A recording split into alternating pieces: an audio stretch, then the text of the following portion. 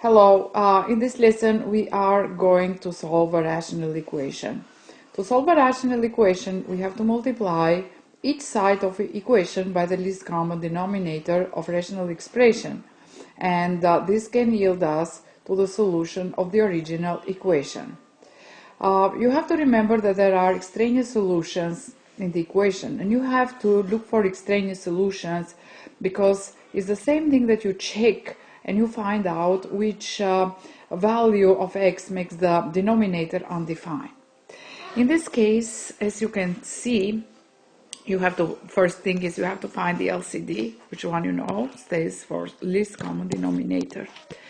Least common denominator is always the biggest expression, that in our case is x squared plus 8x plus 15. Now we have to factorize that, x and x, and the two numbers that you multiply give you 15, and when you add gives you 8, which one is 5 and 3. 5 times 3, 15, 5x plus x, 3x gives you 8x, which one is perfect.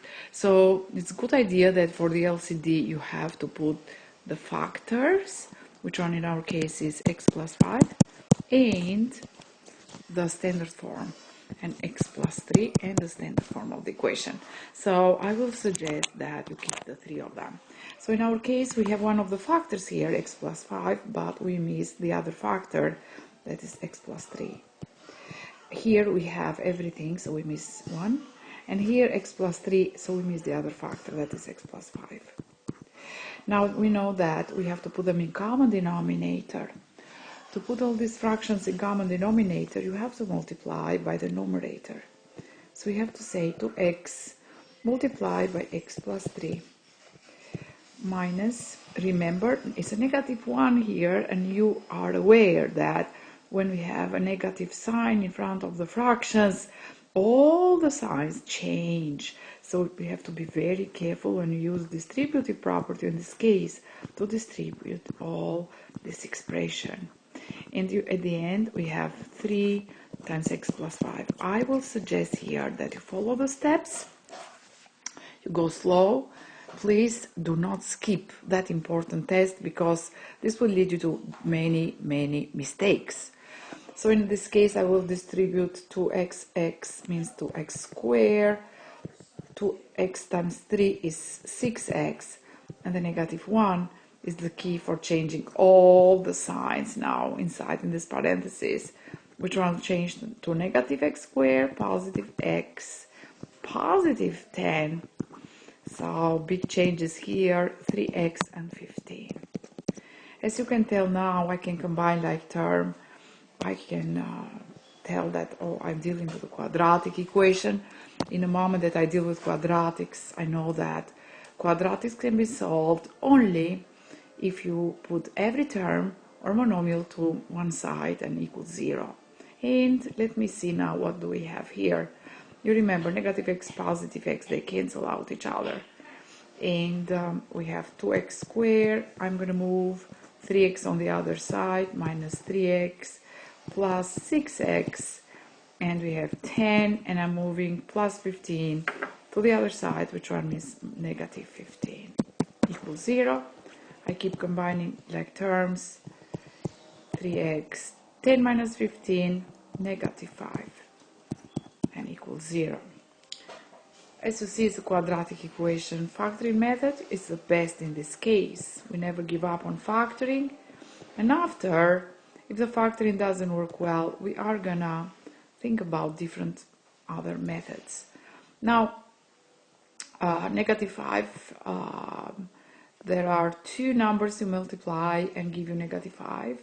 Which one is negative 5 and 1? See, if I leave it in this stage, negative 5 times 1, negative 5, but if I go cross, I see that negative 5x, positive x, is going to give me negative 3x. Which one? You can tell that I didn't factor that well, because it's supposed to give me the result of positive 3x. So in this case, I have to just change the sign. You know this procedure very well.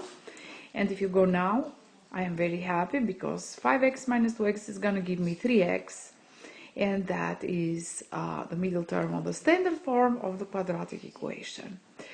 So I can now just simple copy horizontally, and I have the factors, which one are going to lead me to the solution.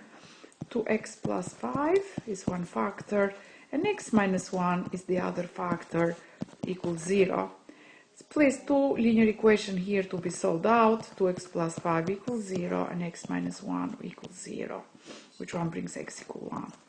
One solution, and x equal negative 5 over 2. The other solutions, here we are.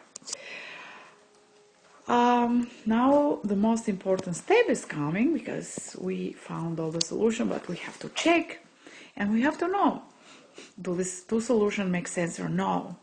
As I told you during class time, you have to find excluded value that make the denominator undefined.